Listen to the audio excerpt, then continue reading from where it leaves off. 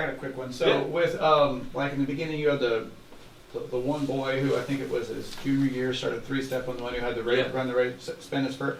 So when you're training and you're discounting, and I love bringing hurdles in too. Yeah. Are you just working with that kid on three-step, and then come meet day? Good luck to you. We hope it comes through. I'll help. We did this when we come. Or are you? How do you kind of address that? You know what I mean? Yes. Great question. It was very difficult and frustrating for me because I had never really worked with somebody who couldn't three-step. You know, like basically, if you're a high school boy and I couldn't get you to three-step, I basically just made you go to distance or something. So it was definitely different. I was working with middle schoolers and girls and just different skill levels and stuff when I started training private kids. And so that was a kind of an adjustment for me. I went from like, no, you're gonna three-step. We're definitely doing it. And he just wouldn't do it. He was too scared. And so he would blow up in a meet and I had to readjust and basically be like, all right, we're gonna split up our practice. We're gonna work, I'm gonna stretch you out some, try to make you cover ground a little better, and work three-stepping about half the time. But then especially like the day before a meet, we're gonna go back to your four-step, and so at least you can work what you're going to do in a meet. And then we'd always have a meet plan as well. Like for about a year, he would have a great acceleration in 8-step and then a great 3-step. And then beyond that, he was too scared. And so we'd be like, all right, we're going to 3-step the first one and then 4-step the rest of the way. And so we would practice doing that. And so, yeah, I would say 50-50, practicing what we're going to do in a meet and practicing 3-stepping. And we would practice 3-stepping only in the off season. So that's usually when I worked with him the most. So didn't have that problem too often. But I did work with a couple middle schoolers this year that were kind of in between. Maybe they could 3-step or not. But it's great to work that in the summer. But in the season, you got to work what they're going to do in the meet. Yeah. How many days a week are you having your hurdlers? So no more than 3, and that includes meets. So like if you have 2 meets in a week and they're going to hurdle in both of those meets, then I would say just practice hurdles once. Yeah, so that's what I run into the most if I hurdle every day. Oh, I know. Hurdlers love hurdling, and it's like, it's a good thing to be the one that has to hold them back instead of making them do it, but it can be challenging. Wait till you're not looking and then they'll go sneak back. That's exactly what happened. Yep. I was just talking to them. Yeah. And it's just the buy-in too. I feel like, just like we're spreading the word about feed the cats and those philosophies and stuff like that, I think the biggest one to convince is the kids that like it is. You're going to be worse off if you do more. Yeah. Yeah. Do you normally pair it with lower speed days, not like X Factor days or anything like that? X Factor is typically when we do it. Yeah. So when I you want to make hurdle sure on X Factor days, is that hurdle on X Factor days, but not exclusively. Okay. Sometimes like if we have, let's say we have a Friday meet and we do speed day on Monday, X Factor Tuesday, speed Wednesday, pre-meet day on Thursday, we'll do like maybe Thursday hurdles and Tuesday hurdles. Or I'm like, okay, let's get, we need an X Factor day, we didn't do one last week. So it's never set in stone for me, but I try to do 2 hurdle practices when there's only 1 meet, and I just pick the best 2 days out of the week. If you got a hurdle that does short and long hurdles, how often do you flip-flop? Yeah, so I only do the 300 hurdle practices on like the day before a meet, and it's just a step check. Yeah, so we'll do like maybe 2 preseason 300 hurdle practices where we're working on those steps and it's a little bit more reps. But beyond that, it's like if your steps are good, we're done. It's almost like practicing relays, like I think my dad was saying earlier.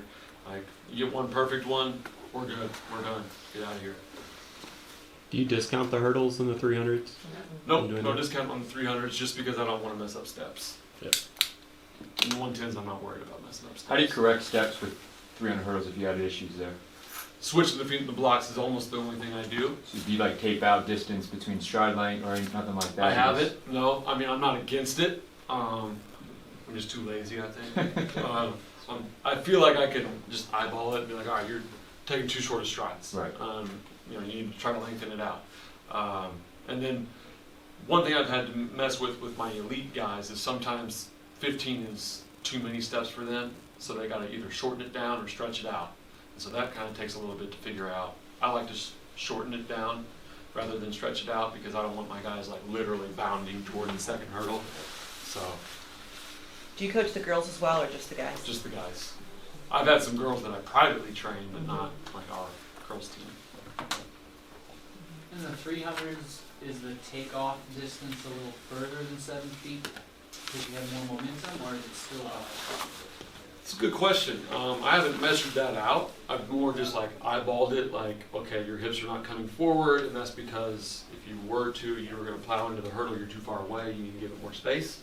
But I think that would probably work out about the same, maybe a little farther.